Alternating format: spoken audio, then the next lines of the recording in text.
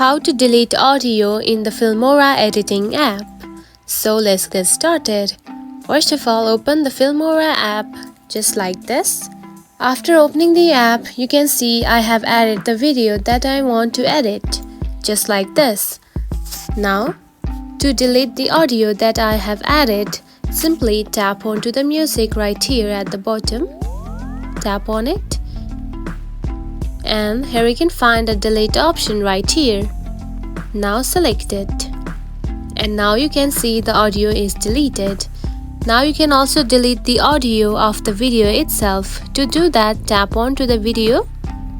And here you can find the audio option right here. Now select it.